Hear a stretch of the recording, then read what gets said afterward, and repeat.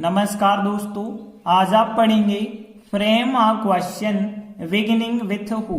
इसका मतलब है हु के साथ शुरुआत करते हुए एक प्रश्न बनाइए, या फिर परीक्षा में से इस प्रकार से भी दे देते हैं कि मेक क्वेश्चन विथ हु, मतलब हु से प्रश्न बनाइए। इसका मतलब है आपको हु लगा के इंट्रागेटिव वाक्य बनाना होगा। तो हु का हिंदी मीनिंग क्या होता है? कौन। तो कौन से कैसे हम इंट्रागेटिव वाक्य बनाते हैं, इसका नियम देख लेते हैं। तो नियम क्या है? यदि किसी वाक्य में हमें सब्जेक्ट को मतलब कर्ता को यदि पूछना होगा तो हम हु से प्रश्न कर देते हैं। जैसे हमने कहा राम भोपाल गया है, अब हम कहेंगे कौन भोपाल गया है, तो राम की जगह हमने हु शब्द का इस्तेमाल कर दिया है, मतलब कौन शब्द का इस्तेमाल कर दिया है। तो सब्जेक्ट को जब भी हम पूछना चाहते हैं तो हु से प्रश्न कर देते हैं।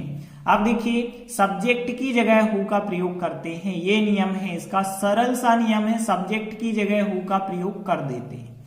कुछ बदलाव भी हो सकते हैं वाक्य में, जैसे आई मी माई यदि आते हैं वाक्य में तो आई मी माई क्रमशः चेंज हो जाएंगे। आई यू में चेंज हो जाएगा, मी यू में चेंज हो जाएगा, माई जो है योवर में चेंज हो जाएगा। तो देखते हैं हम परीक्षा में जो वाक्य पूछे जाते हैं वो किस प्रकार से पूछे जाते हैं। जो वाक्य पूछे गए हैं उन्हीं की एक्सरसाइज हम आपको करवाते हैं। जैसे देखिए पहला वाक्य है Baliram is my best friend. पीछे आपको एक कोष्टक में लाइन दी जाएगी frame a question beginning with who, या फिर लाइन होगी मेक क्वेश्चन विथ हु। मतलब हु से हमें क्वेश्चन बनाना है, इंट्रागेटिव बनाना है। तो कैसे बनाते हैं हमने आपको नियम बता दिया है। सब्जेक्ट की जगह हु का प्रयोग कर देते हैं। इसका हिंदी मीनिंग यदि हम देखें तो बलीराम मेरा प्रिय मित्र है। अब आपसे कोई पूछेगा कि आपका प्रिय मित्र कौन है, तो बलीराम तो वो बोलेगा नहीं। तो यहाँ पे बलीराम जो सब्जेक्ट है इसकी जगह हम प्रयोग करेंगे हु का। तो इसकी जगह हु का प्रयोग करना होगा और बाकी बचा वाक्य जैसा है वैसा आप लिख देंगे, लेकिन माई जो है योवर में चेंज हो जाएगा। तो हु इज योवर बेस्ट फ्रेंड जो है इसका आंसर बन जाएगा। तो यहाँ केवल आपको ध्यान रखना लास्ट में क्वेश्चन मार्क बहुत जरूरी है। केवल सब्जेक्ट की जगह हु लिख रहे हैं और यदि इनमें से कोई वर्ड है तो वो आप चेंज कर सकते हैं। क्यों चेंज कर सकते हैं? क्योंकि आपसे कोई पूछेगा कि आपका बेस्ट फ्रेंड कौन है। ऐसा नहीं वो क्वेश्चन करेगा मेरा बेस्ट फ्रेंड कौन है, ऐसा क्वेश्चन कभी नहीं होगा। तो यहाँ केवल सरल सी बात है सब्जेक्ट की जगह हु करना, और यदि इनमें से कोई शब्द है तो वो चेंज करना, अन्यथा कोई चेंजिंग नहीं होती है। लास्ट में क्वेश्चन मार्क जरूर लगाना। जैसे आगे का वाक्य देखते हैं रेखा इज माई सिस्टर। तो यहाँ पे इस वाक्य में यदि हम देखें तो सब्जेक्ट जो रेखा है इसकी जगह आपको हु लगाना है और इज सहायक क्रिया जो लगी थी वही, लेकिन माई सिस्टर अब माई की जगह पे क्या कर देंगे आप योवर कर देंगे। तो हु इज योवर सिस्टर और अंत में क्वेश्चन मार्क लगाएंगे, मतलब आपकी बहन कौन है, इसका हिंदी मीनिंग हो जाएगा। इसके बाद अगला वाक्य देखिए Mohan and Sohan are my classmates. Classmate क्या कहलाते हैं? जो कक्षा में आपके साथ पढ़ते हैं, कक्षा के साथी। तो मोहन और सोहन मेरे क्लासमेट हैं, कक्षा के साथी हैं। अब यदि हु से क्वेश्चन किया जाएगा तो क्या होगा? आपके कक्षा के साथी कौन है?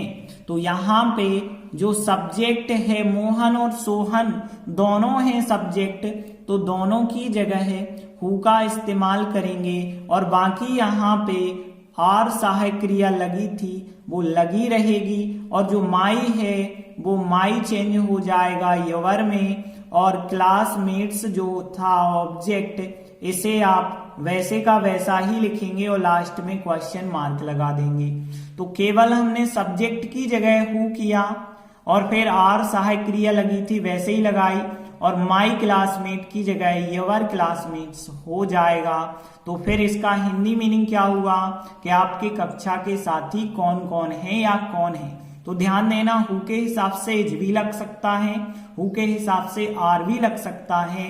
वो डिपेंड करता है कि आप एक व्यक्ति को पूछ रहे हैं कि बहुत सारे व्यक्तियों को पूछ रहे हैं, मतलब बहुवचन को पूछ रहे हैं। अगला वाक्य देखिए, राकेश ड्रू। ड्रा क्रिया जो होती है DRAW, ड्रा चित्र बनाना को हम कहते हैं। तो यहाँ पे उसी का सेकंड फॉर्म दिया गया है ड्रू। तो राकेश ने यह चित्र बनाया। अब देखिए, राकेश की जगह पे हम हु का प्रयोग कर देंगे, बाकी जैसा वाक्य है वैसा ही रहेगा। तो ड्रू दिस पिक्चर वैसे ही रहेगा, इनमें हम कोई बदलाव नहीं करेंगे और लास्ट में क्वेश्चन मार्क लगा देंगे। तो किसने यह चित्र बनाया, इसका हिंदी मीनिंग हो जाएगा। अगला वाक्य देखिए, grandmother reads the Ramayana daily. मतलब जो ग्रैंड मदर हैं, दादी माँ हैं, दादी जी हैं, वो पढ़ती हैं रामायण, रोज पढ़ती हैं। अब हमें हु से यदि इंट्रागेटिव बनाना है तो सब्जेक्ट की जगह जो ग्रैंड मदर हैं इनकी जगह हु का इस्तेमाल करेंगे और जैसा भी वाक्य है रीड्स द रामायण डेली वैसे ही लिखेंगे, कोई बदलाव हम नहीं कर सकते हैं वाक्य में। तो जैसा भी वाक्य है लास्ट में लेकिन क्वेश्चन मार्क जरूर लगाएंगे। तो सब्जेक्ट की जगह हु लिखा, रीड्स द रामायण डेली इसका आंसर हो जाएगा। लास्ट में क्वेश्चन मार्क जरूर ध्यान रखना। तो यहाँ पे कौन रामायण रोज पढ़ता है, इसका हिंदी मीनिंग हो जाएगा। अगला वाक्य देखते हैं, गोपाल वाज यस्टरडीइंग फिजिक्स इन माई हाउस। अब देखिए यहाँ पे गोपाल जो है पढ़ रहा था, अध्ययन कर रहा था फिजिक्स का मेरे घर में। अब यदि हम हु से क्वेश्चन करेंगे तो गोपाल की जगह हु लिखना पड़ेगा और बाकी बचा वाक्य वैसे ही, लेकिन यहां माई आ गया, माई की जगह योर कर देना।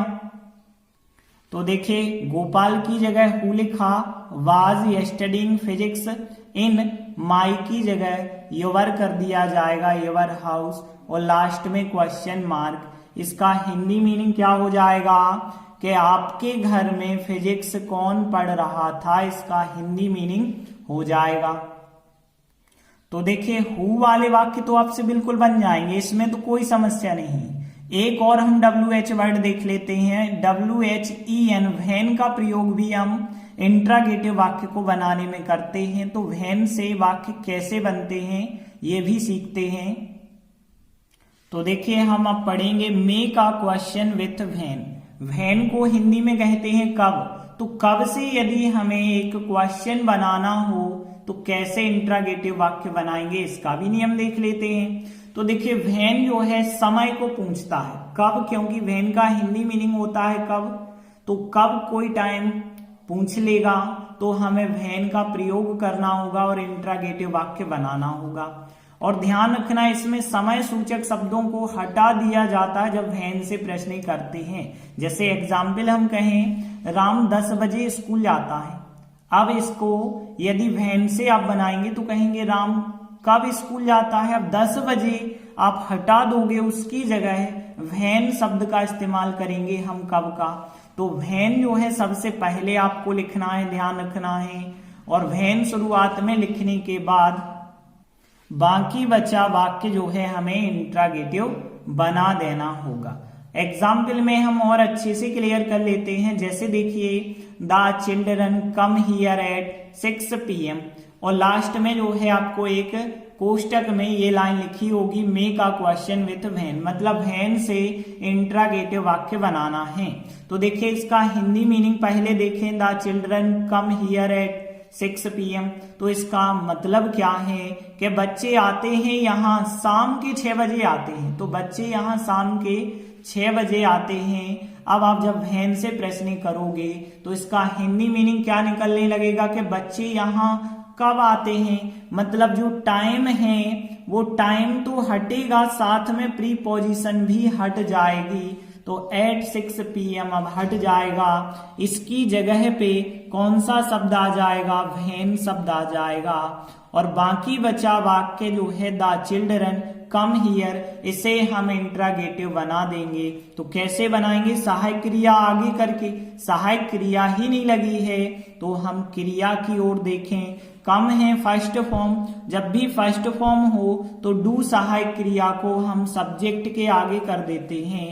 तो कम फर्स्ट फॉर्म है तो सहायक क्रिया डू को आगे करेंगे, और जो द चिल्ड्रन है द चिल्ड्रन सब्जेक्ट लिखेंगे।